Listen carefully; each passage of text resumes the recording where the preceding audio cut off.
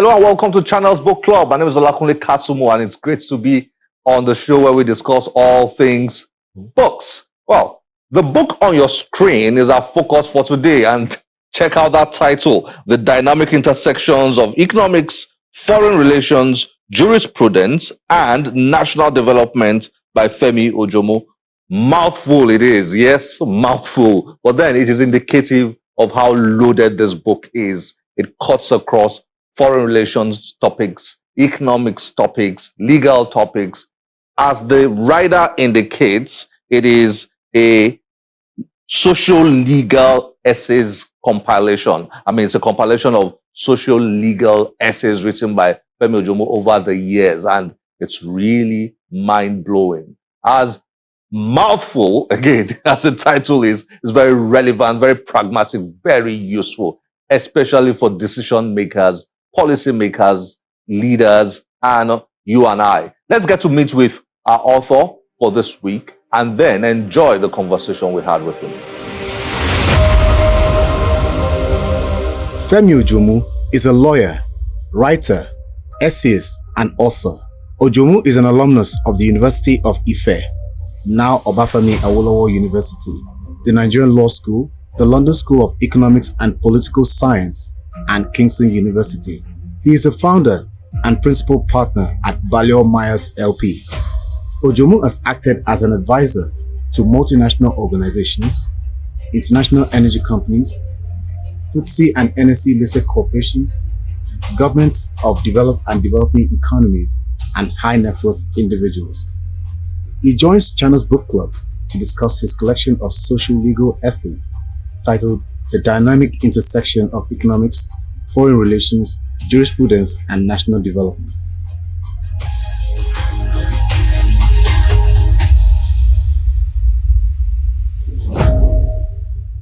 Femi Ojumu, nice to have you on Channels Book Club. Thank you very much for having me. It's great to have you here. Thank you.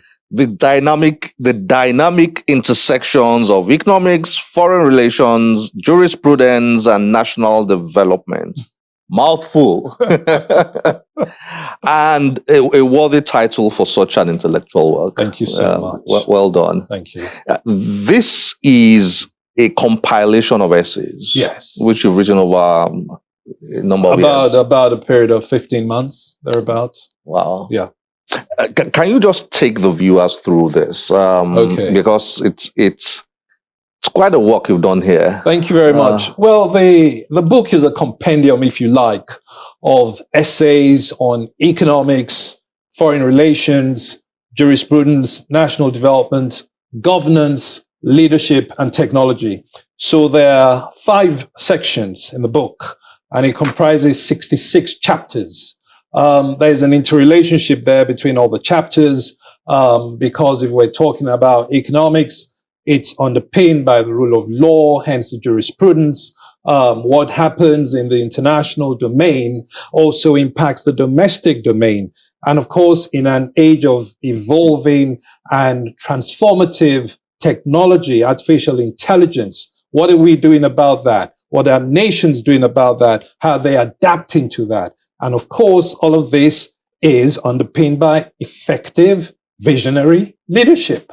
So that's what I've tried to capture in 330 pages. 330 pages. Part 1, Foreign Affairs and International Jurisprudence. Yes. And you've got quite a number of interesting essays here. Advancing Global Peace and Security, Net Zero, The Real Deal. You've written about OPEC. You've written about sovereign debt. You've written about Commonwealth in the 21st century. You've written about United Nations Security Council, the case for reform. Yes. You've written about United States and African relations, the real politic, and so on. I enjoy your write-up on China's role in the Russia-Ukraine war. Okay. I think that is Chinese mediation in the Russian-Ukrainian conflict. Yes. Yeah. Yes. What I love reading your essays is, apart from the core theme which you address, there's so many takeaways there. snippets, so many here and there, statistics, history, quotations, philosophy. Yeah. I really, so many things to take away from there. Part 2, constitutionalism and domestic jurisprudence. Yes. That's about the law. That's about our constitutional framework in Nigeria. That's about reform, and we're also, what I was talking about there in part was looking at the existing models we have of our constitutional arrangements. So does the presidential system of government still work for Nigeria, given where we are? Should we, for example, be examining the parliamentary system of government, which we had in this country before, and decentralization, devolution of power, ensuring that power is cascaded to the lowest rung, communities, local government, are they empowered to do what they're supposed to do? So I was looking at some of that, and then looking at the law, and looking at exemplars in other countries, those countries that are progressive, that are making transparently demonstrable progress. What models do they have? There's a lot of devolution there, there's decentralization there. So some of the analysis in that section was taking a cue from that. From there. Absolutely. One of my favorites there is your piece on decentralization of police powers. Oh, yes. In the federal structure. Absolutely. And that is so relevant to the country right now. Yes. So you advocate for the police to be decentralized? 100%. 100%. And the rationale is very simple. It is not possible for someone in Kaura Namoda to know the mechanics, the nooks and crannies of criminality in Owo, or in Ifon, or in Wari, or in Makpata Ganga in Ibadan. It is practically impossible. Therefore, you need the local intelligence, you need the know-how, obviously the competence, the expertise, and that can only be done if it is decentralized. And of course, people say, if power is decentralized, it's going to empower governors. Yes, with too much power. And I think that is actually a fallacy, because in this country, whether we like it or not, we have the rule of law. It is not perfect, and I'm not claiming it is. But within the confines of the law, if a governor exceeds his powers in a multi-party democratic system, of course he can be accountable. You have the National Assembly, you have the state assemblies. There are checks and balances there. And of course, you can't keep doing the same thing over and over again and expecting different results. That's what Einstein and people like him call the definition of insanity. Makes no sense. So we need a complete recasting of that thinking and philosophy around that. And then you look at what happens in places like America, in the United Kingdom, where you have the Metropolitan Police, you have the Manchester Constabulary, you have the City of London Police. Police powers are decentralized for greater efficiency and effectiveness. So that's the argument there. Yeah, it's very powerful, very powerful. And I noticed you cited the case of Owo. Oh, yes. Where and that's another thing I was trying to say about your book. The fabulous thing about books like this, and yours particularly, is it just helps one to remember. We have short memory in Nigeria. Yes. We forget things so quickly. So when I read that story, the Owo story again, it just brought it back to me again. Maybe because we have so many bad things happening, unfortunately, back to back. So one happens now, in 2 months, you've gone through another 5 or 6 different bad news in the country. And you tend to have forgotten the one that happened 3 months ago. Absolutely. And I read it and I remembered, and this is not too long ago. It was June 2022. 22. Yes. And it seems on Pentecost Sunday. And people were slaughtered in church during Mass, and I remember exactly where I was on that day. I was at a function, just settling in, and I saw it. I had to leave that function, and I had a different essay I was going to write for that week. But this was so pressing, I just had to make a very powerful case for action. Review of police powers, triggering the doctrine of necessity, because it was just carnage. It was carnage. No regard for human life, no regard for their beliefs in the most sacred places of, where people are just go to commune with their creator. Children, and it happens across the country. Yeah. It hasn't stopped. So there has to be a complete change of security strategy. The security architecture, people have talked about that.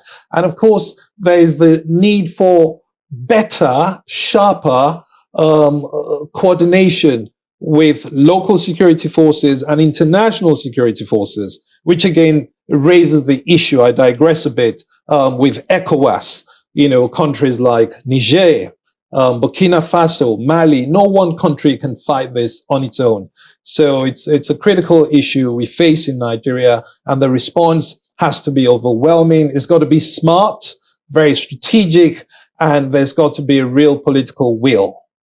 This same part 2 tells me that you are of the school of thought that the Nigerian Constitution requires amendment rather than complete change. There's a school of thought in your profession that says, look, just throw away this Constitution, let's get another one. And you are of the school of thought, at least from what I've read here, that is about tweaking and changing. Or is that a wrong notion I have? I think that the Constitution, as we have it, is defective in several respects. Number one, it's not a people's constitution. This is an imposition of military diktats. The people didn't come together and say, okay, we want this constitution. So to that extent, I think it needs radical change. Having said that, there are elements there which are effective. I mean, if you say that the overwhelming responsibility and the overriding responsibility of government is the security and welfare of citizens. I totally support that. So I think it's about balance. It's about focus. It's about the Constitution having democratic credence, which can only come if the people support it. Because in my humble estimation, the Constitution accords too much power to the center. You want to do basic things, you have to go to Abuja. Why? There's a crisis in Ibadan, there's a crisis in Owo, they have to go to the Inspector General of Police for action. No, there's got to be operational responsibility and operational devolution of power, such that the operational commander can act based on his expertise and knowledge of the unique circumstances of that particular precinct. So that's the argument I was making there. Interesting. Thank you. Part 3, national development and Nigeria's political currents. Oh yes. And here you wrote about bulletproof vehicles, national security and criminal law, cashless economic policies and cyber security dynamics, election financing. You wrote about that. You wrote about the 2023 elections, the battle for the soul of Nigeria. Interesting one. Wow. And quite a number of things here. Nigeria's petroleum subsidy quagmire and considered policy options. You've written a lot. Thank you. Wow. And then in part 4, corporate law, governance, leadership and technology. Part 5, socio-economic analysis. Yes. Who do you want to read this book? Thank you very much. The book is pitched at policymakers, the executive. It is pitched at legislators because they will make this legislation, but they've got to work together. It's also pitched at the judiciary because they're intertwined. When we talk of government, it's the executive, it's the legislature, it's the judiciary. They work together. And of course, academicians, policy developers, because people say, that's the government's business. Well, who is the government? We are the government, because these people in the National Assembly, the state assemblies, they are our ambassadors. We put them there. So to the extent that they are acting on our behalf, and they are supposed to act on our behalf, we have a stake in ensuring that things work properly. And how can things work properly? Well, we have to proffer ideas, thoughts, policy options, and that's what this tries to do.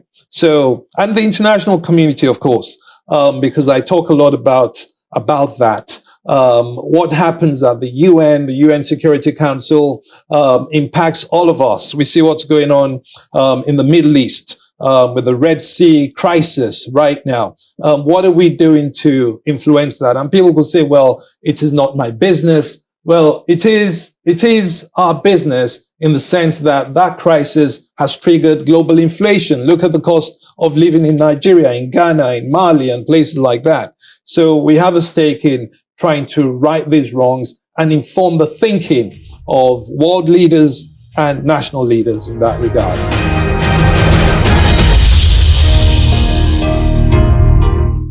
We probably didn't know you were writing a book when you were writing all those articles. To be honest, I didn't, I mean, I've always enjoyed writing, and my articles have been published in the International Bar Association. The US Central Command have used one of the essays in the AFP journal on geopolitics and national security. So no, I didn't start out to write a book. But Mrs. Irat Balogun, the pioneer female Attorney General of Lagos, read and reads my articles diligently, and she gives me robust feedback. She said, Femi, you must put these things together in a compendium. Oh, wow. So when she said that, I then started to think about, okay, perhaps. So she was instrumental to this, hence, in part, why she wrote the forwards. Kudos to her. Oh, yes, very much so. She'll be watching it. Wow. Yes. I tend to think that people like you, I mean, you've written this, like I said earlier, on law, economics, politics, some aspects of finance, yes. Global, international politics, yes. and all that, diplomacy. I tend to think people like you have some sort of bird's eye view of Nigeria, yes. given the various areas you study or research or write on. What is your thoughts about Nigeria's biggest challenge? Well, what is wrong with Nigeria? I mean, Nigeria is a blessed country. Yes. I love Nigeria. We all do, of course. That. But we are also all realistic that we look at Nigeria and we all wish we can do better than this. What's going on? Absolutely. I think we need to, if we're completely honest, and we must be, there's been a disconnect, in my humble opinion, of what I'd call effective, transformative, visionary leadership. And there's been a disconnect in governance as a continuum. Because where you have a strategy, a strategy by definition is long term. So you're looking at decades, 20 years, 30 years, 40 years, and so long as that strategy is on national development, is on economic development, progress, employment, transformation, it must be underpinned by effective leadership. So Nigerians have a duty of care to Nigeria and themselves and their future and prosperity in ensuring that they elect proper, visionary, credible people into office, because you need that intellectual capacity to be able to lead a country as complex as Nigeria and as blessed as Nigeria, with over 220 million people. So that visionary leadership is key. It is not perfect. And of course, Nigeria has some of the finest brains globally. You go to the US in the healthcare sector, you go to the UK, they're doing exceptionally brilliant work. So the question is, why can't we do it here? So I think the leadership challenge is key. We need to address that, not just at the presidential level or the national level, at the sub-national level as well. And of course, we also need key partners outside government to be able to inform government in terms of policy thinking, in terms of critique. So the appointment to boards and all that, it shouldn't just be a question of partisan appointees. If there are people who it is felt can add value to this subject matter, by all means, bring them on board. They don't necessarily have to be paid. It's more about the stake and ensuring that there's a better country for current and succeeding generations. That's what it's about. Interesting. Let's round up with, like I mentioned, that one of the things I've enjoyed about your book are those nuggets, those details I just stumbled on. I'm like, oh wow, okay, this is okay. I put it somewhere, and maybe I want to share it somewhere and sound like an expert myself. Okay, so I like. Let me just take maybe one or two, and then we'll go round up like that. Okay, so I like this one you wrote. Yeah, that's page 3. Your piece on advancing global peace. Oh, right, yes. And security. What, for instance, is the sustainability of the global weapons industry that's worth approximately $483.47 billion? Oh, yes. Oh, yes. That's according to Global Defense Market Report 2022, in a world of diminishing conflicts and wars. So I read that and I was like, oh, wow.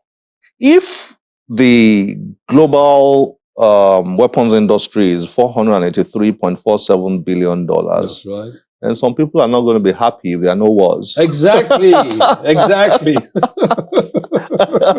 I mean, it's very interesting. It is. Yeah, I read that and I was like, Then again, you wrote here that the point is reinforced by the Global Defense Market Report 2022, which estimates that defense spending is projected to hit $604.82 billion by 2026. Correct. You see, it's a very complex issue, if you like, depending on your philosophical outlook. There's some people who feel that, well, we're pacifists.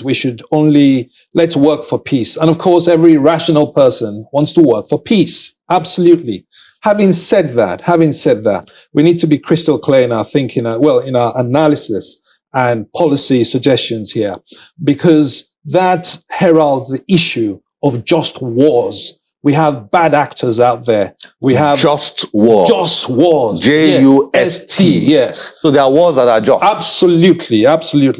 You have some malevolent actors out there.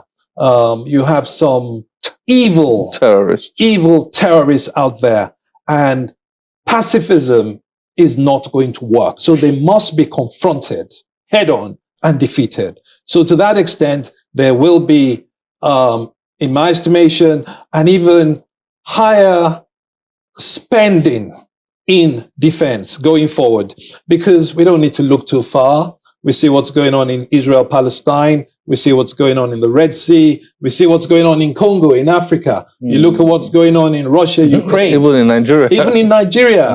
Especially in Nigeria. So the case for defense spending is going to increase. But the question is, what is the strategy? Because you could look at the kinetic options. How about the non-kinetic options? By which I mean, softer issues.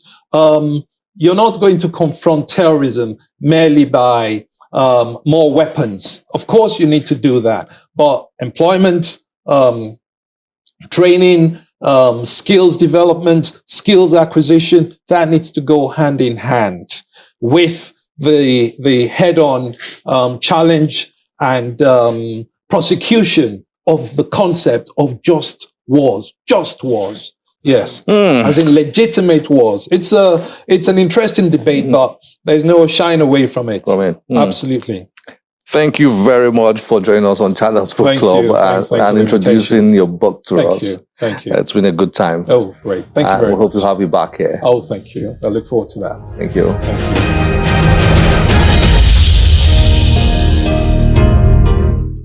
So much to digest there. So much. It's a very important book, I believe. Absolutely important. And some of the columnists, brilliant columnists, I have to say, over the years we've had in this country, have dealt with topics and issues over many years. And when they compile those essays and we read them today, you'll be amazed by how much, as a country, we failed to address some of these issues over the years. So we need to do better a lot. Femi Ojumu's book describes so many issues that Nigeria needs to pay attention to, and fast.